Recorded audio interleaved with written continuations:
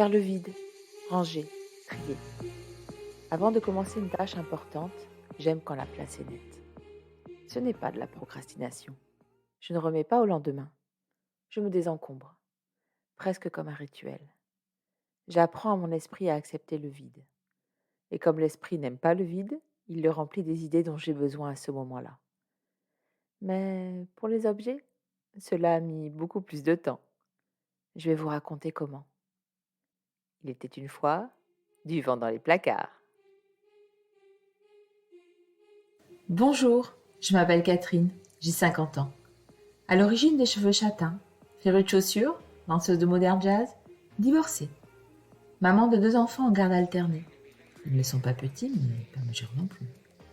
Manager d'une équipe commerciale de 15 personnes, je grandis dans et avec mon entreprise depuis 20 ans.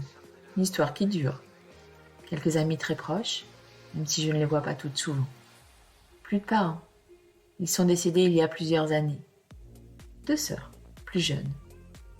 J'ai toujours aimé raconter les histoires des autres, celles qui m'avaient touchée, inspirée, ou qui sont des arguments de vie ou de vente, selon le contexte. Avec le podcast Il était une fois, ce sont mes erreurs, mes réussites, mes questionnements et mes déclics que je partage avec vous.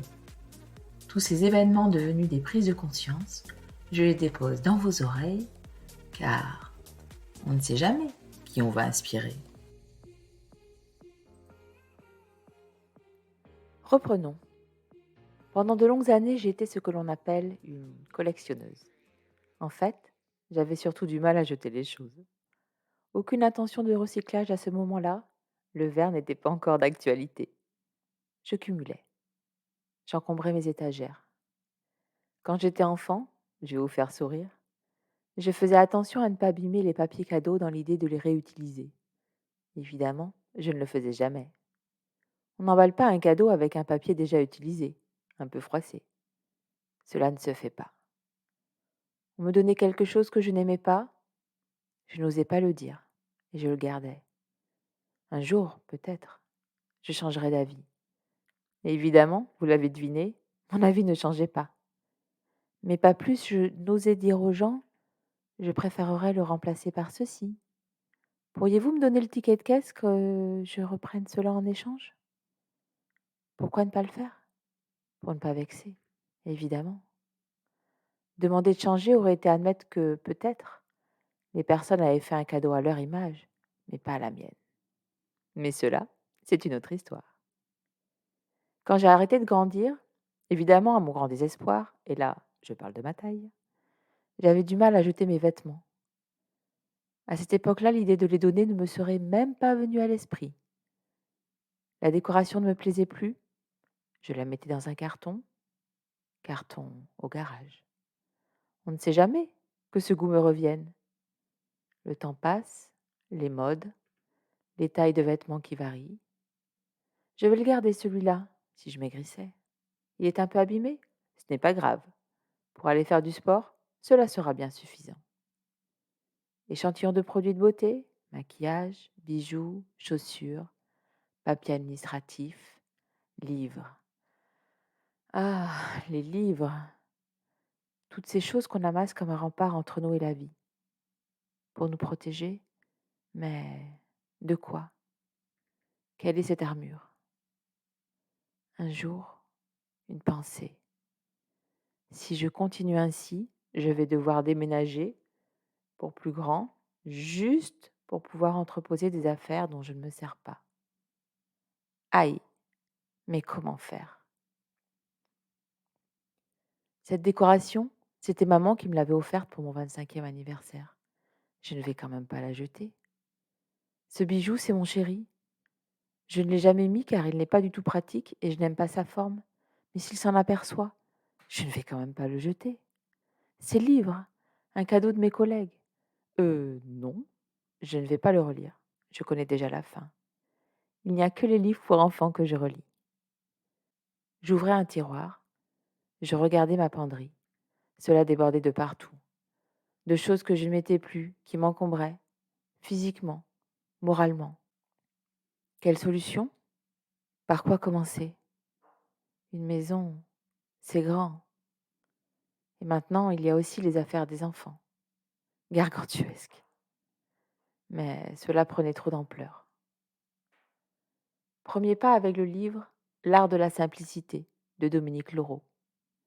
Simplifier sa vie, c'est l'enrichir. Notre société de consommation vous dit le contraire? Ne le croyez plus. La revue de presse annonçait l'auteur offre des conseils concrets qui invitent à faire de votre maison, de votre corps et de votre esprit un jardin fleuri et paisible. En vous le lisant, je m'aperçois que c'était mon premier acte de développement personnel finalement. Ce livre, je ne l'ai pas acheté, mais emprunté à la bibliothèque. En effet, autant j'adore les livres, autant, chez moi, nous étions tous des lecteurs, et notre budget aurait explosé s'il avait fallu tout acheter. Et en plus, ou tout ranger, me diriez-vous. Emprunter des livres était une solution alternative, et acheter seulement celui ou ceux qui devenaient incontournables. J'ai lu le livre d'une traite, et comme je fonctionne en mode scolaire, j'ai repris chaque chapitre et j'ai fait le nécessaire, un espace après l'autre. Produits de ménage, photos, courriers, objets, produits d'esthétique, chaussures, vêtements. Je me sentais épaulée. Quelqu'un avait réfléchi pour moi. La méthode me convenait. Mais tout n'allait pas de soi. J'ai fonctionné étape par étape. Les échantillons de beauté, vous savez, vous, quand ils ont été fabriqués? Depuis combien de temps ils sont dans vos placards? Médicaments, 2 fois par an, un regard sur leur date. La cuisine est votre placard de nourriture. Vous seriez surpris de constater qu'il y a des produits périmés depuis longtemps. On se dit toujours: j'ai fait le tri récemment. Vous ne me croyez pas? Faites le tour de vos placards. Pour les vêtements, j'ai été en douceur avec moi-même. J'ai fonctionné en mode comptable, ce qui signifie pour moi que tout se passe en un an. Tous les vêtements que je ne mettais plus, pour lesquels je me disais: évidemment, je suis une femme, je vais maigrir, je le remettrai, direct dans un coin spécial de ma penderie. Au bout d'un an, le constat a été clair. Un ou deux avaient été sauvés. Et pour les autres, ils ne me faisaient plus envie. Par contre, après ce tri, tous les jours, j'avais plaisir à choisir parmi des vêtements dans lesquels je me sentais bien, qui m'allaient bien. C'est très valorisant. Je ne perdais plus de temps à mettre, à trouver que cela n'allait pas, à remettre sur un cintre, à chercher autre chose. La liberté en s'habillant, jubilatoire. Pour les vêtements des enfants, cela s'est fait en 2 temps. J'ai d'abord passé un temps fou à essayer de les vendre sur eBay, aux puces, des vêtements de marque partis à 1 euro. La difficulté était autant d'associer le prix du vêtement avec le plaisir que j'avais eu de le voir sur mes enfants. Cela avait-il un prix? Et le temps que j'y consacrais, une hérésie pour le résultat financier obtenu. Cela ne pouvait pas continuer comme ça. J'ai donc décidé de donner aux personnes autour de moi, famille, amis, collègues de bureau. Et quand il n'y a plus personne qui peut être concerné, direction les bennes de récolte de vêtements. Un doute sur le fait que le vêtement est encore mettable ou non? Ce n'est plus de ma responsabilité. Je m'allège. C'est de la responsabilité de la personne qui le reçoit. On m'a également donné des vêtements pour mes enfants. J'aime, je n'aide pas, je redonne, ou bac à recyclage. Tout cet espace retrouvé donne de la liberté. Un élément cependant m'a fait rechuter, le décès de ma maman. En 3 jours, vider son appartement en famille, décider de ce que l'on garde d'elle, de ce que l'on jette. Je m'étais rendue sur son lieu de vie en avion. Je n'avais pas trop de possibilités de stockage. Pendant une journée, j'ai essayé ses vêtements. Je retrouvais son odeur. Les fois où je l'avais vue avec telle ou telle robe. J'ai tout mis dans une de ses valises et j'ai payé un supplément de bagages. Arrivé chez moi, j'ai mis ses vêtements avec les miens. Tout était serré dans mon dressing.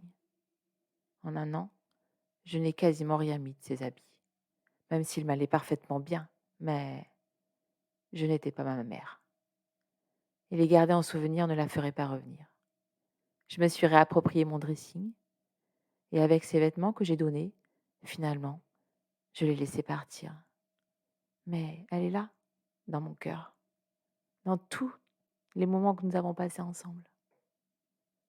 Pendant cette année-là, mes vieux démons étaient revenus. Garder les cartons de ce que j'avais acheté en prévision d'un déménagement. Ces chaussures qui me faisaient mal aux pieds, mais que je gardais, bien entendu. Mon pied allait changer pour que je puisse les remettre. J'ai recherché le livre de Dominique Leroux et découvert celui de la reine du rangement, Marie Kondo, La magie du rangement. C'était une approche un peu différente, mais qui m'a à nouveau permis de regarder mes placards en face. J'ai eu envie de beauté et de facilité. C'était il y a 6 ans. Depuis, il y a eu des rechutes, mais minimes en comparaison. Quand je ne sais pas, direction le garage. Et si je n'y reviens pas, après une année, je donne.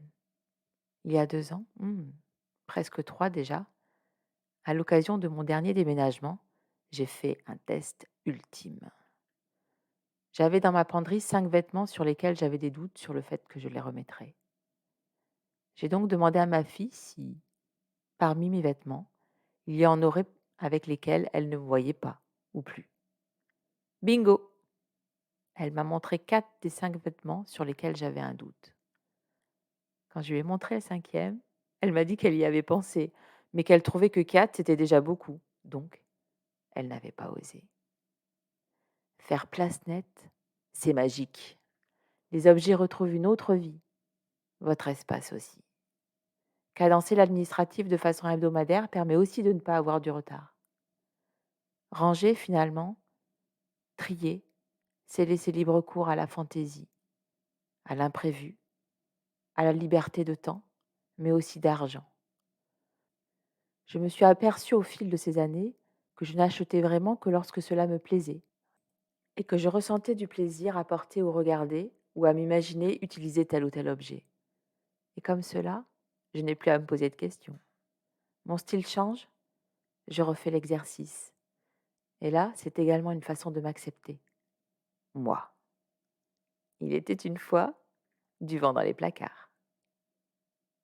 Pour aller plus loin sur le sujet, je vous conseille d'écouter le podcast Simple. Simple est un podcast sur comment vivre simplement, sans détour et sans fioritures. Un voyage vers le désencombrement de nos maisons, mais aussi de nos relations et nos esprits. Et pour mes oreilles, la voix de Monsieur P est juste top.